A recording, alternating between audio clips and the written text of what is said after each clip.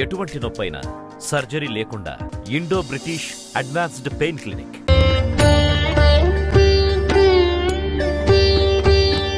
గురుగారు, ఇప్పుడు గురు శిష్యుల సంబంధం గురించి చెప్పారు. అంటే దైవము భక్తుడు గురించి, అక్కా చెల్లెలు, అన్నదమ్ములు, అన్నా తమ్ముడు, ఇలాంటి సంబంధాలు, బాంధవ్యాలు ఈ రోజులో కొరబడుతున్నాయి. సో ఎలాగ దాన్ని మనం ఇంకా మళ్ళీ తెచ్చుకోవాలి అంటే మన బంధాన్ని ఎలా బలపరుచుకోవాలి? సో దీని గురించి వివరించండి. నీరు ఎప్పుడు ఎగువ నుంచి దిగువకు ప్రవహిస్తుంది కనుకనే చిన్నవారు పెద్దవారిని పేరు పెట్టి పిలవకూడదు.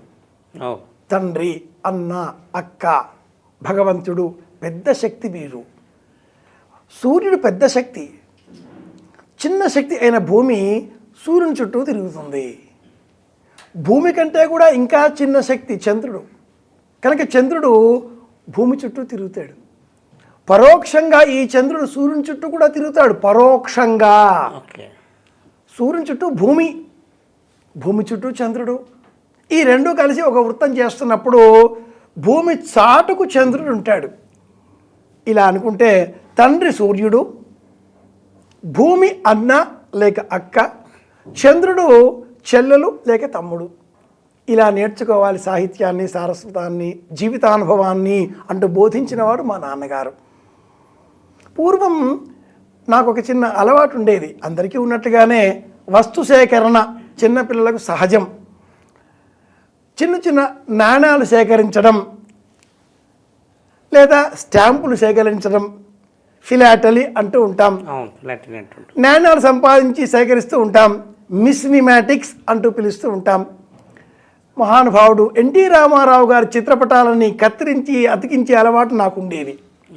అనేకములైన బాల్య చేష్టలలో ఇవి కూడా కొన్ని. ఏ సినిమా పోస్టర్ అతికించారు, చిన్న చిన్న ఫోటోలు దొరికేవి, ఒక పుస్తకంలో అతికించుకునేవాడిని.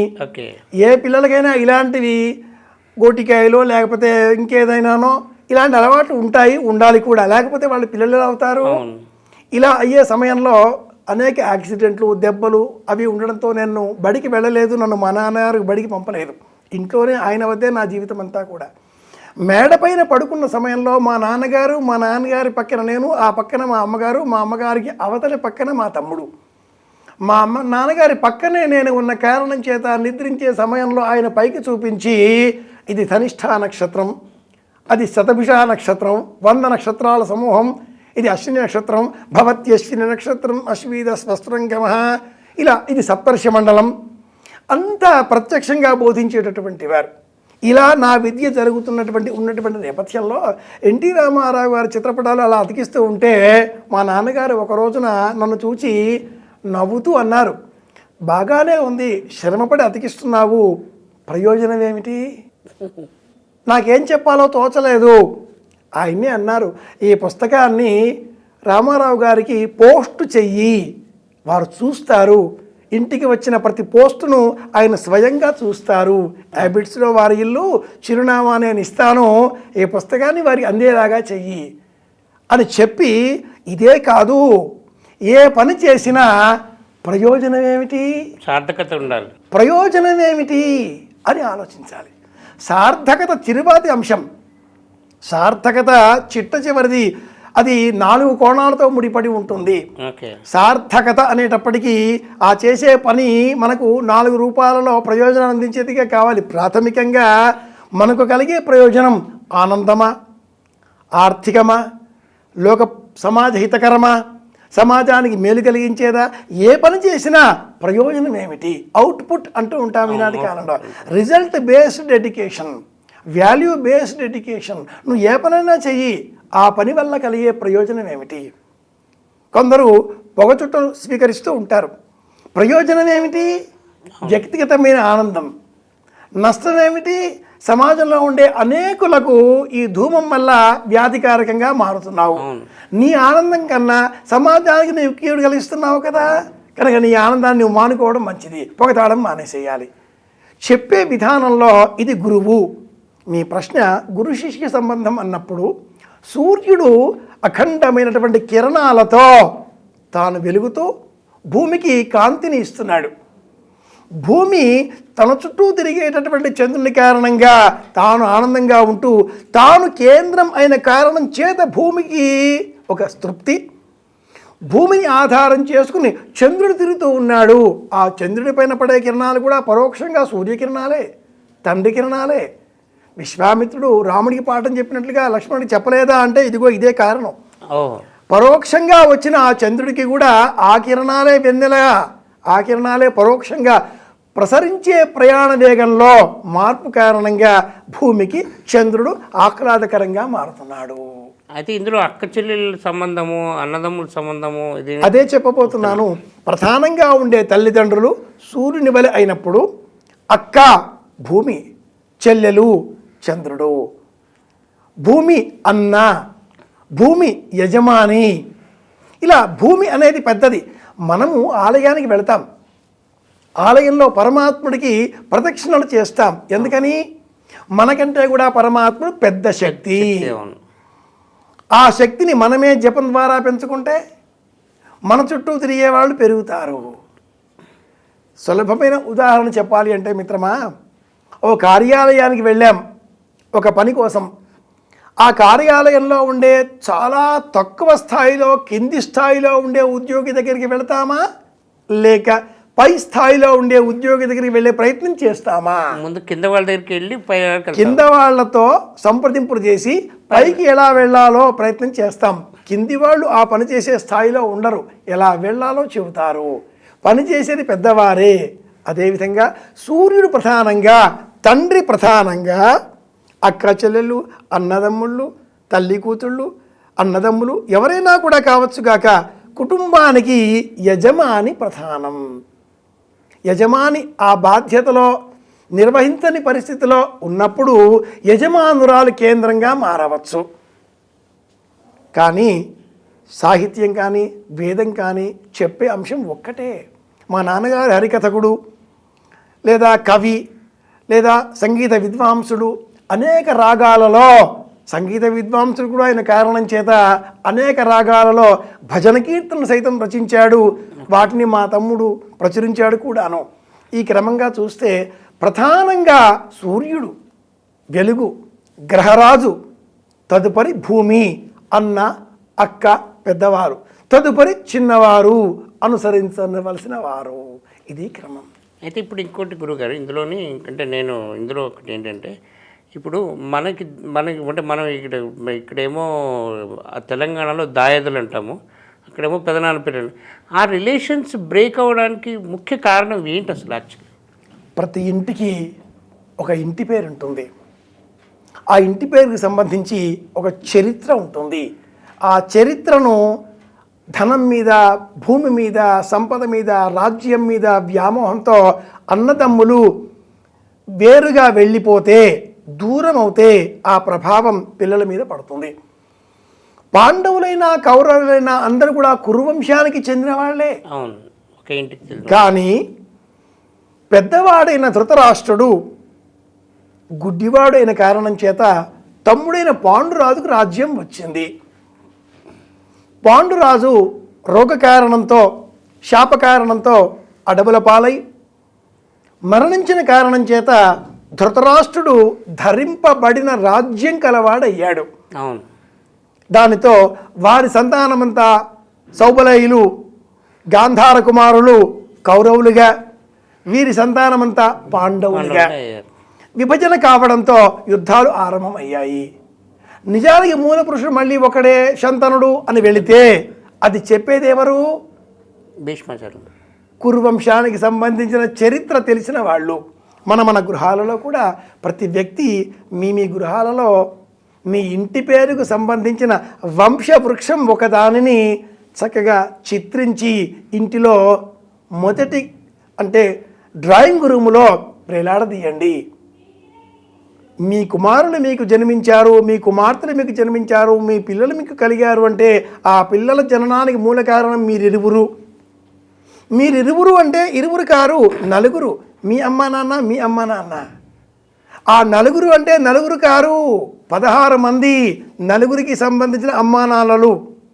ఆ 16 మంది అంటే మళ్ళీ కాదు కదా. ఈ పాటకి మీకు ఈ హైరార్కీ, విధానం, మెట్లు ఎక్కే పద్ధతి అలవడి ఉంటుంది, అర్థమై ఉంటుంది.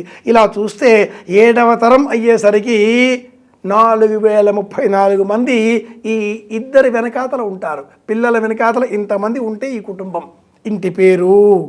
కనుక ఇంతమంది నా వెనకాతల ఉన్నారు అనే జ్ఞానాన్ని చిన్నప్పుడే మనం వంశవృక్షం ఉదాహరణగా చూపి పిల్లలకు చెబితే పిల్లలు పొరపాటుగా కూడా ఇంటి పద్ధతులకు వ్యతిరేకమైన పనులు చెయ్యరు.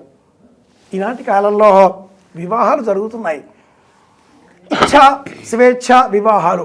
జ్యోతిషపరంగా కన్యారాశిలో శుక్రుడు ఉంటే, కన్యారాశిలో కుజుడు ఉంటే, కుజ శుక్రుల సమాగమం ఉంటే లవ్ మ్యారేజ్, ప్రేమ వివాహం అంటుంది జ్యోతిష శాస్త్రం. అనేకంగా జరుగుతూ ఉన్నాయి స్వేచ్ఛా వివాహాలు. సంతోషం ఏంటి అంటే ఇప్పటికీ మనుషులనే చేసుకుంటున్నారు. ఖండాంతరాలు, దేశాంతరాలు, గ్రామాంతరాలు, మార్గాంతరాలు ఏ విధంగా చూసినా మనుషుల్ని వివాహం చేసుకుంటూ ఉన్నారు. ఇలా జరిగే సమయంలో పెద్దలకు రుచించడం లేదు ఒక్కొక్కసారి. ఆ మధ్య వచ్చిన ఒకానొక సినిమాలో అమ్మాయి ఎవరో ఒక అబ్బాయిని నేను ఇష్టపడ్డాను అని చెప్పగా ఆ అమ్మాయి తండ్రి అంటాడు, మా కాలంలో 10 ప్రేమ వివాహాలు అవుతే 9ని మేము చెడగొట్టేటటువంటి వాళ్ళం. ఈనాటి కాలంలో 10 ప్రేమ వివాహాలలో 9 వివాహాలను మీరే చెడగొట్టుకుంటున్నారు. ఒక్కరోజు మీ సెల్ ఫోన్ అబ్బాయికి, అబ్బాయి సెల్ ఫోన్ నువ్వు పుచ్చుకొని 24 గంటల పాటు సంతోషంగా ఉండండి, మీ పెళ్ళి నేనే చేస్తాను అంటాడు ఆ తండ్రి. కారణం ఇలా వచ్చింది, కార్యం ఇలా జరుగుతుంది.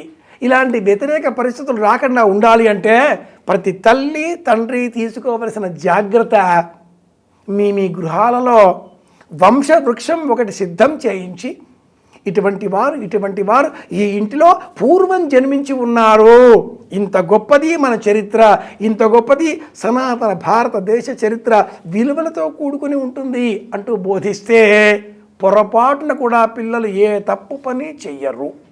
గురుగారు, అయితే ఇప్పుడు ఇంకొక విషయం ఏంటంటే, కూతురు దోషి అయితే తల్లి తప్పంటారు, అంటే కొడుకు దోషి అయితే తండ్రి తప్పంటారు.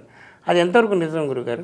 ధర్మపురి శతకము అన్న పేరిట నరసింహ శతకాన్ని మనకు ఇక్కడ జ్ఞాపకం తెచ్చుకుంటే ఈ వాక్యం అందులోనిది అని చెప్పాలి. భూషణ వికాస శ్రీ ధర్మపుర నివాస దుష్ట సంహార నరసింహ దురిత దూర అనే మకుటంతో ఆ శతకం ఉంటుంది. ఎంత అద్భుతమైన పద్యాలు ఆ శతకంలో ఉన్నాయి అంటే, లక్షాధికారైన లవణమన్నమే కాని మెరుగు బంగారంబు మింగబోడు అంటాడు ఆ శతక కవి. అందులో మరో పద్యంలోనిదే ఈ వాక్యం. గుర్రం సరిగా పరిగెత్తడం లేదు అంటే కారణం రౌతు సరిగా లేడు. సైన్యం యుద్ధంలో గెలవడం లేదు, సైన్యాధ్యక్షుడు బలహీనపడ్డాడు. ఇల్లు సరిగా సక్రమంగా లేదు, ఇంటి యజమాని సక్రమంగా లేడు. ఏ ఇల్లాలు కూడా కోరి గయ్యాలి కాదు. యజమాని సరిగా సమయానికి డబ్బులు ఇవ్వకపోయినా, ప్రవర్తన సరిగా లేకపోయినా గయ్యాలిగా మారుతుంది. అలాగే కూతురు ఎప్పుడు వస్తుంది, ఎప్పుడు పోతుంది, ఎవరితో మాట్లాడుతుంది, ఏ సమయంలో సెల్ ఫోన్ ఆన్లో ఉంది, నిండా కప్పుకొని నిద్రపోకుండా లోపల టిక్కు టిక్కు అంటూ సౌండ్ వినిపించినా, ఎరుపు లైట్ మారుతూ ఉన్నా, వస్తూ పోతూ ఉన్నా, ఏమిటి కథ అంటూ పిల్ల ఏడ్చింది అంటూ తల్లి పట్టించుకోకపోతే కుమరుండు చెడుగైన తండ్రి తప్పు అంటాడా మహాకవి. తల్లి ప్రవర్తన ఎలా ఉండాలి, కూతురును గమనించేదిగా ఉండాలి. మహిళ కాబట్టి, యువతి కాబట్టి, అవసరాలు కనిపెట్టుకుని ఉంటుంది కాబట్టి ఏమిటి సంగతి, పాప ఏడ్చింది, ఏదో పట్టించాలి, తెలుసుకోవాలి. కొడుకు ఏం చేస్తున్నాడు, ఎక్కడికి పోతున్నాడు, ఎవరితో మాట్లాడుతున్నాడు, ఏ విధంగా వ్యవహరిస్తున్నాడు, బయట సంఘం తండ్రి పట్టించుకోవాలి. తల్లి తండ్రి ఎవరికి వారి సెల్ ఫోన్లలో టిక్కు టిక్కు టిక్కు అంటూ తిరగడంతో పిల్లలు కూడా టక్కు టక్కు అంటూ తిరుగుతున్నారు, కొంప కొల్లేరుగా మారుతుంది. అలా కాకుండా ఉండాలి. రెండవ నీతి సూత్రంగా చెప్పుకోవాలి అంటే, తప్పనిసరిగా ప్రతి ఇంటిలో ఉండే కుటుంబ సభ్యులు అంతా కూడా రాత్రి వేళ సమష్టిగా కలిసి భోజనం చెయ్యాలి. ఇది ప్రధానమైన నియమంగా పెట్టుకోవాలి. అలాగే కలిసి సమష్టిగా భోజనం చేయాలి. అలాగే ఆ సమయంలో దూరదర్శన్ కానీ టీవీ కానీ కట్టివేయాలి, సెల్ ఫోన్స్ స్విచ్ ఆఫ్ చేసుకోవాలి. అరగంట సేపు భోజన సమయంలో కుటుంబ సభ్యులంతా కలిసి నిశ్శబ్దంగా ఇతరమైన ఎలక్ట్రానిక్ పరికరాలేవి కూడా, గ్యాడ్జెట్స్ ఏవి కూడా వాడకుండా వారు 4-5 కూర్చుని భోజనం చేస్తే మనుషుల మధ్య అహంకారాలు అనే గోడలు కూలిపోతాయి. మౌనం అనేటటువంటి సందర్భంగా కట్టబడ్డ పెద్ద పెద్ద కోటలు నాశనం అవుతాయి. మనుషుల మధ్య కనిపించని మౌనం అన్న పేరిట ఉండేటటువంటి కోటగోడలు, అహంకారాల పేరిట కట్టే అగర్తలు, నిర్మాణాలు, ఈ కారణంగానే కుటుంబ సభ్యుల మధ్య విభేదాలు పెరిగిపోతున్నాయి. కుటుంబాలు విచ్ఛిన్నం కావడానికి మూల కారణం అహంకారాలు, బిగదీసుకొని మౌనంగా ఉండడాలు. మనుషులు 2 అడుగులు తగ్గితే తగ్గేదేమీ లేదు, లాభాలే మిగులుతాయి. ఒక్క నిమిషం అంటూ ఆలోచిస్తే, సీతాదేవి ఒక్క నిమిషం అంటూ ఆలోచిస్తే ప్రపంచంలో బంగారు లేడి ఉంటుందా? మా ఆయన చెప్తున్నాడుగా లేదని అంటూ నమ్మితే గొడవే ఉండేది కాదు. పుట్టలో మినుక్కుమింటూ మనం మెరుస్తున్నాయి, ఇది ఏమిటి అంటూ సుకన్య ఒక్క నిమిషం ఆలోచించి ఉంటే చివరుండి 2 కళ్ళు పొయ్యేవే కావు. ఒక్క నిమిషం అంటూ ఆలోచిస్తే ఇలా ఉండేదే కాదు. అలా ఉండకుండా ఉండే నిమిత్తమై కుటుంబాలు పాటించవలసిన కనీస నియమావళి అనుకుంటే ప్రధానం సాయంత్రం వేళ సభ్యులంతా కలిసి భోజనాలు చేయాలి. ఆలస్యమైన వేచి ఉండాలి. అప్పుడు బయట ఉండే పిల్లలు మా నాన్నగారు వేచి ఉంటారు, మా అమ్మగారు వేచి ఉంటుంది, వాళ్ళ కోసమే పరిగెత్తుకు రావాలి. దీన్ని మనం ఆంగ్లంలో చెప్పుకోవాలి అంటే ఎమోషనల్ బ్లాక్మెయిలింగ్ అని చెప్పాలి. ఇంకోటి అంటే table speaks in front of you అని అంటే వర్డ్ కూడా ఉంది. తప్పకుండా ఎమోషనల్ బ్లాక్మెయిలింగ్. ఎదుటివారిని మనం లొంగ తీసుకోవాలి అంటే మౌనంతో, ఇది చాలా ప్రధానం. ఆ మధ్యన ఒక చిన్న ఉదాహరణ చూచాను. భార్యాభర్తల ఇరువురి మధ్యన ఏదో చిన్నపాటి తగవు, ఆ ఇల్లాలు అనైతిక సంబంధం కలిగి ఉన్నది అనే విషయం ఆ భర్తకు తెలిసింది. భర్త ఆ ఇల్లాలని ఒక్క మాట కూడా ప్రశ్నించలేదు, మౌనంగా ఉన్నాడు. అడుగుతాడేమో అని వేచి ఉండిన ఆ ఇల్లాలు పట్టుకోలేక, మాట నియంత్రణ తట్టుకోలేక, అడగడే అన్న ఆ ఆవేదనని అణుచుకోలేక ఆత్మాహుతికి పాల్పడింది. మౌనంతో యుద్ధం గెలవవచ్చు అంటూ మహాత్మా గాంధీ బోధించి ఉన్నాడు కదా. కనుక కుటుంబంలో పిల్లలను మనం మన దారికి తెచ్చుకోవాలి, మౌనంతో ప్రయత్నం చేయాలి. గురుగారు, భారతీయ సంస్కృతిలో ఒక వ్యక్తి జీవితం తండ్రి పాత్ర ఎలా నిర్వహించగలరు అంటే సంస్కృతి సాంప్రదాయాల్లో ఒక తండ్రిగా ఎలాగా మనం దారిని చూపిస్తాడు? కవికుల గురువు కాళిదాసు గారు అందించిన మహాశ్లోకం ఆధారం. వాగర్థ ఇవ సంపృక్తౌ వాగర్థ ప్రతిపత్తయే జగతః పితరౌ వందే పార్వతీ పరమేశ్వరౌ పార్వతీ పరమేశ్వరౌ. 2 అర్థాలతో పితరౌ అన్న ద్వితీయ బహువచన రూపానికి లక్ష్మీనారాయణులు, శివపార్వతులు అంటూ వ్యాఖ్యానకారులు వ్యాఖ్యానాలు చేస్తూ ఉన్నారు. అలాగే వేటూరి వారి యొక్క ఆ వంశావళిలో కూడా ఈ శ్లోక వ్యాఖ్యానాలు అనేకం మనం వింటూ ఉన్నాం. కుటుంబంలో సంబంధాలన్నీ దృఢతరం చేసుకోవాలి, మేలుగా మార్చుకోవాలి. వాక్కు అర్థము ఎలా ఉంటుందో భార్యాభర్త మాట అలా ఉండాలి. వారు తల్లి తండ్రిగా మారినప్పుడు బాధ్యతలు మారతాయి. కుమారుడు కోడలుగా ఉన్నప్పుడు, కూతురు అల్లుడిగా ఉన్నప్పుడు బాధ్యతలు మారతాయి. శక్తి ఒక్కటే. ఒక సూర్యుండు సమస్త జీవులకు తానొక్కొక్కడై తోచుపోలిక అంటారు పోతనామాచ్యుల వారి భాగవతంలో. సూర్యుడు ఒక్కడే, కానీ ఎవరికి వారికి వేరువేరుగా ఎలా కనిపిస్తాడో వ్యక్తి ఒక్కడే, కానీ ఆ వ్యక్తి కార్యాలయంలో పనిచేసినప్పుడు ఉద్యోగిగా, తన క్రింద పనిచేసేటటువంటి వారికి అధికారిగా, తన పైన పనిచేసేటటువంటి వారికి సహచర ఉద్యోగిగా, సబార్డినేట్గా, ప్రయాణించే సమయంలో ప్రయాణికుడిగా, ఇతర సందర్భాలలో బంధువులతో మాట్లాడుతున్నప్పుడు బంధువుగా, పిల్లలతో మాట్లాడుతున్నప్పుడు తండ్రిగా, ఇల్లాలితో మాట్లాడుతున్నప్పుడు భర్తగా, లేక భర్తతో మాట్లాడుతున్నప్పుడు ఇల్లాలిగా, ఒకే వ్యక్తి భిన్న భిన్న సమయాలలో భిన్న భిన్న సందర్భాలను అనుసరించి భిన్న భిన్న భావాలను వ్యక్తపరుస్తూ ఉంటాడు. మిత్రులతో మాట్లాడే సమయంలో మరొక విధంగా వ్యవహరిస్తూ ఉంటాడు. మరొక నియమం కూడా ఉందండోయ్. ఉదయం, మధ్యాహ్నం, సాయంత్రం కాలాన్ని అనుసరించి కూడా వ్యక్తి ప్రవర్తనలో మార్పు మనం గమనించవచ్చు. శతం విహాయ భోక్తవ్యం, 100 మందినైనా విడిచిపెట్టి శుభ్రంగా భోజనం చేయాలి అంటుంది శాస్త్రం. కాలాన్ని అనుసరించి కూడా మన ప్రవర్తనలో మార్పులు ఎలా వస్తుంటాయో అదేవిధంగా సనాతన ధర్మం దైవం అనేటటువంటి శక్తిని అన్నింటికంటే కూడా అగ్రస్థానంలో సూచించింది. ఈ విశ్వమంతా ఒక కుటుంబం, ఓ పెద్ద నాటక రంగం. ఈ విశ్వానికి పెద్ద దైవం. దైవం ఆడించే విధంగా మనమంతా ఆడే నాటకులం, పాత్రధారులం. కుటుంబ పెద్ద దైవం. దైవం చెప్పినట్లు, దైవం ఏం చెప్పాడో శాస్త్రం చెప్పినట్టు, శాస్త్రం అంటే ఏమిటో వేదంలో ఉన్నట్టు, వేదం అంటే ఏమిటో పురాణాలు, ఇతిహాసాలు, కథలు చెబుతాయే. ఆ సత్యాన్ని అనుసరిస్తూ అవి ఎవరు చెప్తారు? ఇంట్లో పెద్ద చెప్తారు. ఇంట్లో పెద్ద ఎవరు? తండ్రి. ఇలా ఆకాశాద్ వాయు, వాయోరగ్ని, అగ్నేరాప, ఆప పృథివీ అన్న క్రమం ఏదైతే ఉందో, ఈ దైవం అన్న ఆ వరుసలో మనకు తెలిసి తండ్రి మిగులుతాడు. ఏదన్నా ఇబ్బంది కలిగితే మనం కానిస్టేబుల్ దగ్గరికి వెళ్తాం, డీజీపీ దగ్గరికి వెళ్ళాం కదా.